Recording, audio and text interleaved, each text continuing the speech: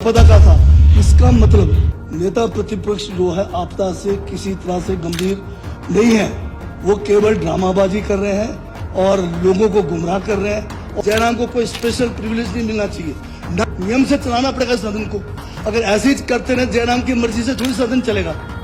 माननीय अध्यक्ष महोदय, मैं इसका जवाब दूं उससे पहले दो शब्द कहना चाहता हूं, क्योंकि ये जो प्रश्न है ये आपदा से रिलेटेड है, गंभीर विषय पर था और नियम 67 के तहत भी चर्चा का जो है यहाँ पर चला हुआ है, जिसमें बहुत सारे मान्य सदस्यों से पिछले 2 दिन से बोल रहे हैं। उसके बावजूद फिर भी ये प्रश्न यहाँ लग गया और प्रश्न लगा है नेता प्रतिपक्ष की तरफ से।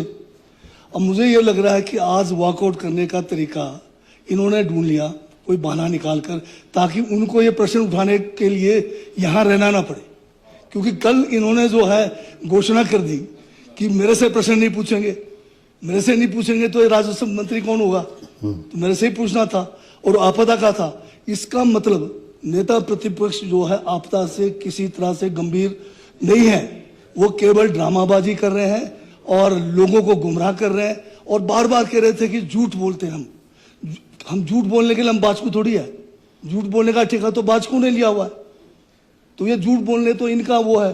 तो ये जो है इस किस्म का जो है गुमराह करके आज बड़ी विस्तृत रिप्लाई हमने आपदा को लेकर इसमें दिया था और उससे बचने के लिए ये जो है वॉकआउट कर गया।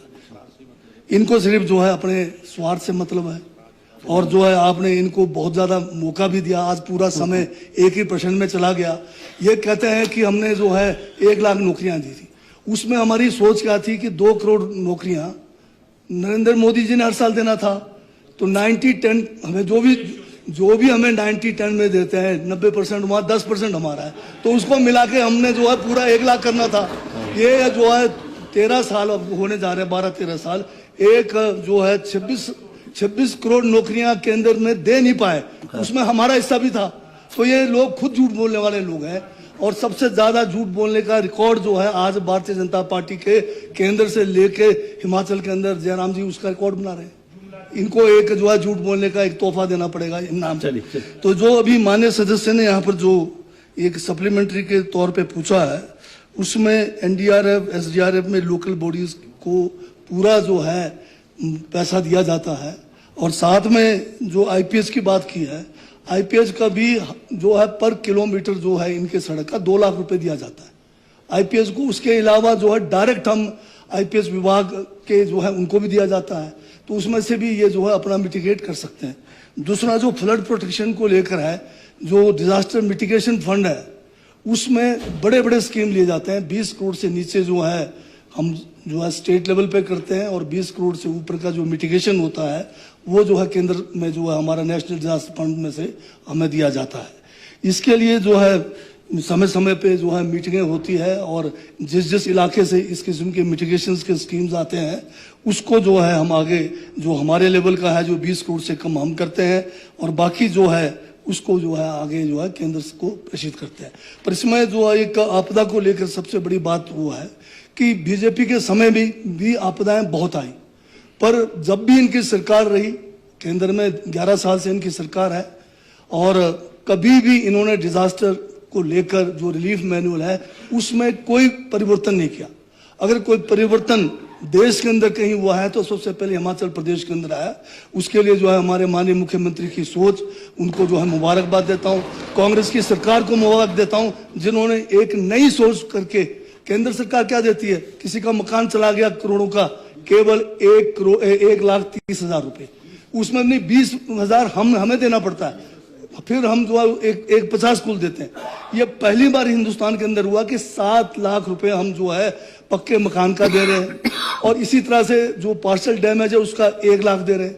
अभी जो 2023 में जब बहुत ज्यादा पूरा हिमाचल जो है त्रासदी में आया, उस समय ये जो है नई जो है एक पहल की गई स्पेशल पैकेज की, और इस पैकेज के अंदर जो कमी थी हमें लगा, महसूस हुआ, अभी जो 25 में जो डिजास्टर आया है उसमें इसको और बढ़ा के दिया हुआ।